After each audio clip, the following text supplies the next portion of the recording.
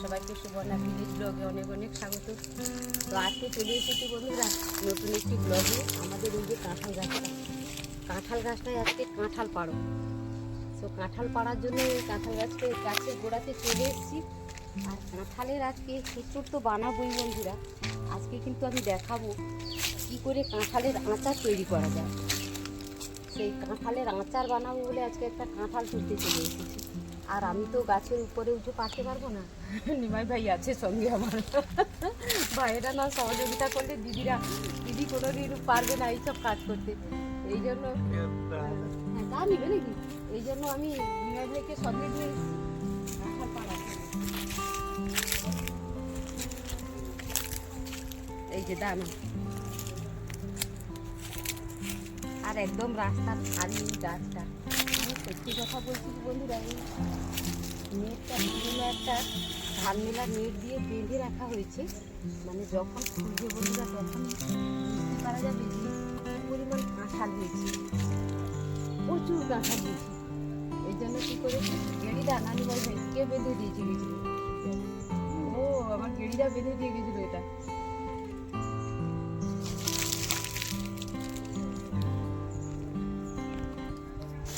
কেমন কাঁঠাল রয়েছে বন্ধুরা, এই যে কী বলবো, একদম মানে সে বলা যাবে না, মুখে প্রকাশ করা যাবে না, যে মানে দেখতে হবে যে কী পরিমাণ কাঁঠাল হয়েছে। একদম ছোট বড় সব সাইজের, মানে একটা হয়তো গোটাতে 2-3টে হয়ে গেছে।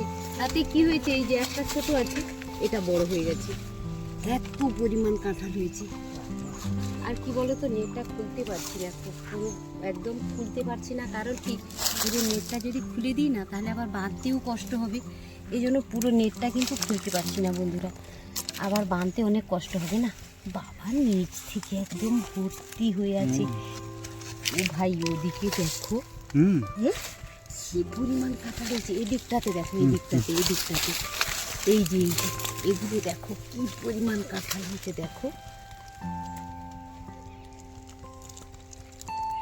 আর এই কাঁঠালটার একটা গুণ কি, ভীষণ যেইভাবেই রান্না করো না কেন, এঁচোড় রান্না করলে কিন্তু খেতে খুব দারুণ।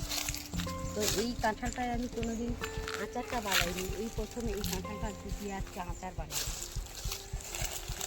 না ভাই কোনটা কাটবে দেখো, বড়গুলো কাটে। এইটা কিন্তু একটা বড় হয়ে গেছে,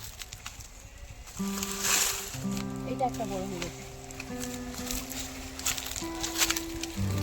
ওতে দুটো আছে কিন্তু ভাই। বড় আঠাগুলো পড়বে, শুয়ে দাও আমাকে তো আপনি নিচ্ছি। হ্যাঁ আঠাগুলো পড়বে। আর লোকে কী বলে, কাঁঠালের আটা এত সহজে ছাড়বে না, তাই একে সাইডে শুয়ে দাও।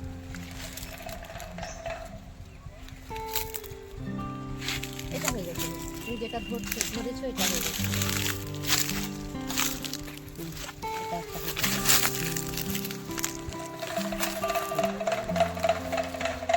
আচ্ছা দেখো বড় কোনটা,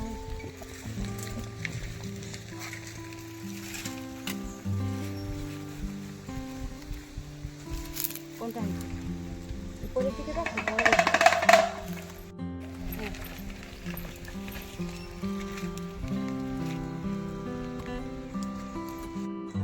এবারে এসে গেছি ছাতিম গাছে। দেখো ছাতিম গাছে কি সুন্দর একটা পাখি বাসা দিয়েছে। ওই যে কি সুন্দর পাখি বাসা দিয়েছে, সেও ছাও পেয়েছে, আশ্রয় পেয়েছে। আর কি বলতো, এত সুন্দর পাতা ভর্তি একদম, আর সুন্দর জায়গাতেও সে বাসা দিয়েছে। হচ্ছে বাসাটা তৈরি হচ্ছে, এখন পুরো হয়নি। শান্তি একদম এখানে এসে দাঁড়াতে, এত সুন্দর ছায়া জায়গা একদম।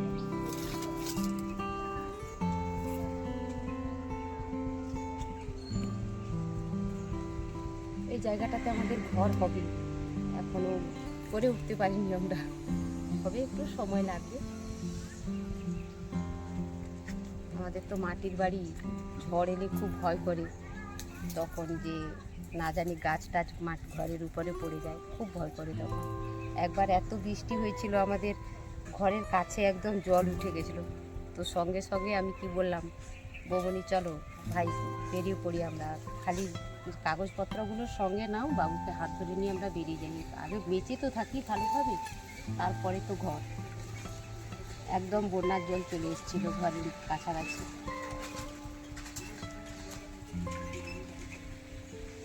এই যে কাঁঠালের আঠাগুলোকে সব খবর কাগজ দিয়ে কী করছে, বেঁধে দিচ্ছে, তাহলে কী হবে, আঠাগুলো আর ব্যাগে লাগবে না। এই জন্য এই চিপকানো হয়ে গেল একদম। ভালো বুঝি বলো।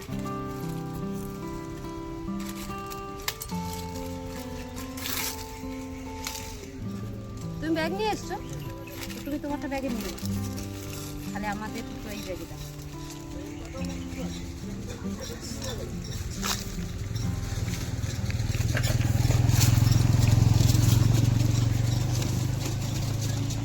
কাঁঠাল তোলা হতো, হয়ে কাঁঠাল পাড়া হয়ে গেল। এই জায়গাটা নিয়ে যে কটা রুম হবে বলো, কটা রুম হবে, একটু ছোট হয়ে যাবে। কী বলো তো, একটু রুম একটু বড় বড় না হলে ঠিক ভালো লাগে না, একটু জায়গাটা শর্ট। আর এদিকে কারেন্ট ঠিকই আছে। এই কাঁঠাল গাছটাকে কি বাঁচানো যাবে? যখন ঘর হবে এই কাঁঠাল গাছটাকে বাঁচানো যাবে? এত সুন্দর গাছ। কাঁঠাল গাছটা থাকলেই ভালো, কারণ এই যে বেড়ার সাইডে আছে না, এই জন্য বলছি যে একে বাঁচিয়ে রাখতে হবে। এত ফল দেয়, গ্রীষ্মের দিনে ছায়া দেয়, আমাদের ফল দিচ্ছে, একে কাটতে তো কষ্ট লাগবেই। আর